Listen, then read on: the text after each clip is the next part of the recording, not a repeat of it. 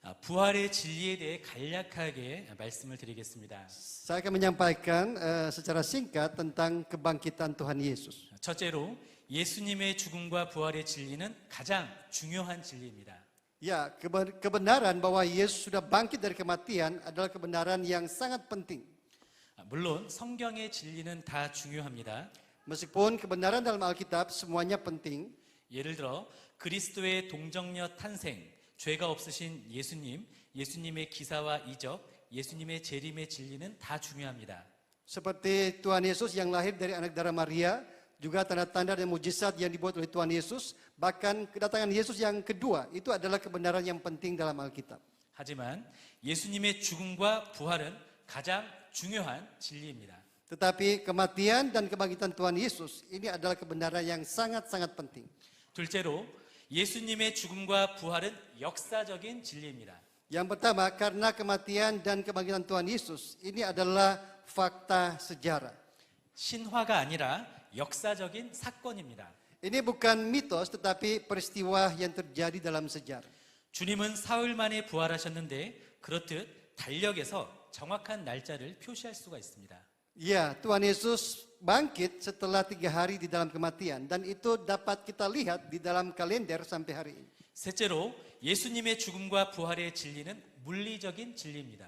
Dan yang kedua, kebangkitan Tuhan Yesus ini adalah kebenaran yang bersifat fisik. 그리스도는 죽으셨고 그 죽으심이 물리적으로 사실임을 보이시기 위해 장사 지낸 바 되었습니다. Tuhan Yesus mati, tetapi pada hari ketiga dia bangkit kembali. Dan untuk memperlihatkan kebangkitannya ini, Tuhan Yesus bangkit dengan tubuh fisiknya. 그리고 다시 사셨습니다. Dia bangkit kembali dan naik ke surga. 그리고 그 부활이 물리적으로 사실임을 보이시기 위해 제자들에게 나타나셨습니다. Dan untuk menunjukkan seperti apa dirinya yang sudah bangkit, dia menyatakan dirinya kepada murid-muridnya. 예수님의 죽음과 부활의 진리는 성경적인 진리입니다. Dan kematian dan kebangkitan Tuhan Yesus ini adalah kebenaran Alkitabiah.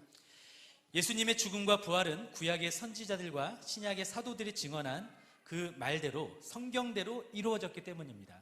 Karena kematian dan kebangkitan Tuhan Yesus ini benar-benar terjadi seperti yang dinubuatkan oleh para nabi di dalam kitab nabi-nabi dan juga kitab Mazmur.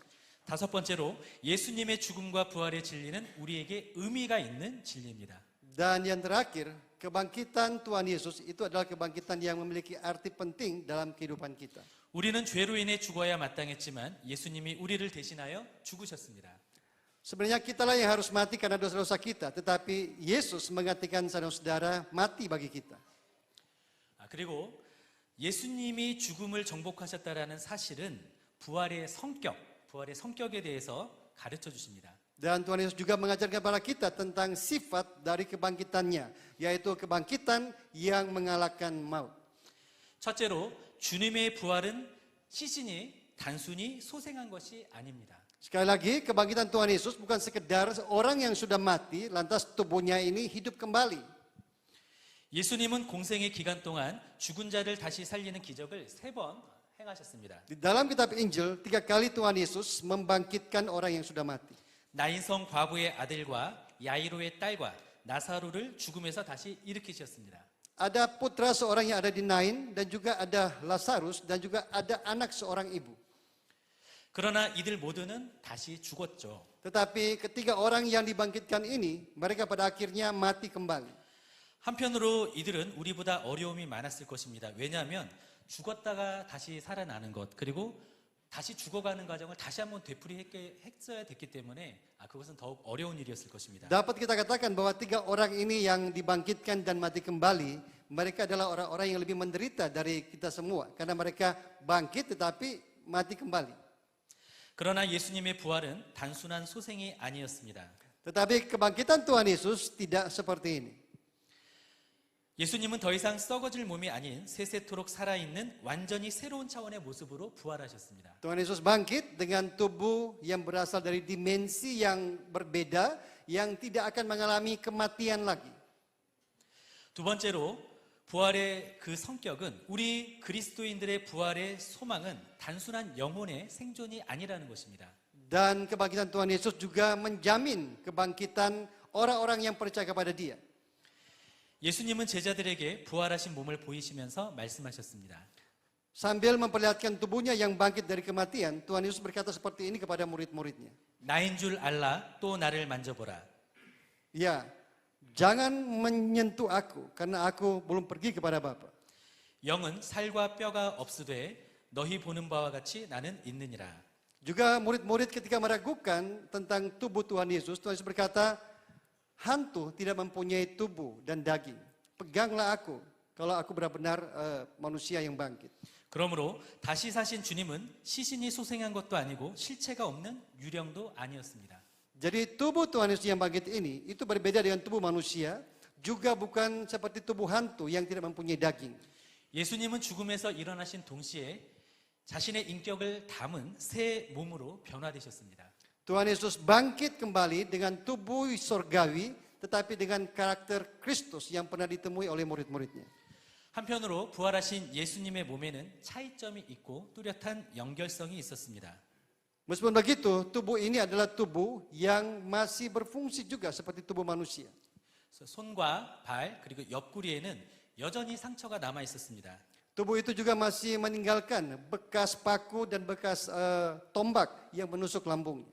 막달라 마리아는 예수님의 음성을 알아들을 수가 있었습니다. Dan Maria Magdalena juga dapat mengenali suara Tuhan Yesus. 그러나 부활하신 주님의 몸은 수의와 돌로 굳게 막힌 무덤 그리고 안에서 걸어 잠근 문을 통과했습니다. Tetapi tubuh Tuhan Yesus berbeda dengan tubuh manusia pada umumnya yang dapat mati dan membusuk. 부활하신 주님의 몸에는 우리가 감히 상상도 할 수 없는 새로운 능력이 있는 것이 분명했습니다. Jadi sangat jelas bahwa tubuh kebangkitan Yesus adalah tubuh yang berasal dari dimensi yang berbeda yang tidak dapat kita bayangkan seperti apa kemuliaannya. 부활할 우리의 몸도 예수님의 부활을 본받아 그와 같을 것입니다. Jadi sama, kita juga akan memiliki tubuh seperti Tuhan Yesus ini. 단순한 소생도 아니고 실체가 없는 유령도 아니고 우리의 인격이 담긴 새 몸으로 우리는 부활할 것입니다. Kita juga akan bangkit dengan tubuh yang dimiliki oleh Yesus Kristus. 세 번째로 씨앗과 꽃의 관계로 설명을 할 수 있습니다. Ya, kita juga bisa menjelaskan kebangkitan Yesus seperti benih tumbuh-tumbuhan. 사도 바울은 부활할 몸과 이전 몸의 관계를 꽃과 씨앗의 관계로 설명했습니다. Paulus menjelaskan bahwa kebangkitan orang percaya sama seperti benih dengan bunga. 평범하고 볼품없는 씨앗에서 향기롭고 화사하며 아름다운 꽃이 피고 그리고 그 열매를 맺게 되는 것이죠. Seperti sebuah benih yang ditanam, akhirnya dia bertumbuh dan menghasilkan bunga dan menghasilkan buah. Demikian juga tubuh orang percaya akan dibangkitkan. 우리의 부활도 그와 같을 것입니다. Ya, Paulus mengatakan bahwa kebangkitan orang percaya sama seperti ini. 이러한 부활을 믿으십니까? Apakah kita percaya kebangkitan Yesus yang seperti ini? 아멘. 아멘. 아멘. 우리는 잠자는 자들의 첫 열매가 되신 예수 그리스도의 부활의 능력을 힘입어 다시 살 뿐만 아니라 변화되어 영광스럽게 될 것입니다. Jadi kita tidak hanya bangkit sama seperti Yesus, tetapi kita juga akan masuk ke dalam kemuliaan yang kekal.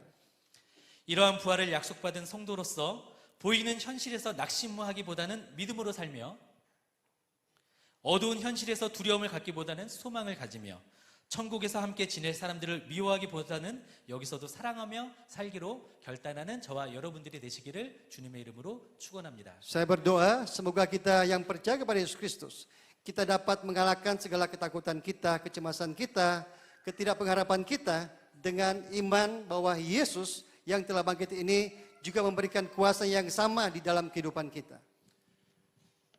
이 시간 계속 이어서 우리 인도네시아 수원 안디옥교회 찬양팀의 찬양 인도를 하나님께 영광을 돌리겠습니다. 주 예수님을 기뻐 찬양하길 원합니다. 라약한 예수스, Dilayakan. 라약한 예수스, 라약한.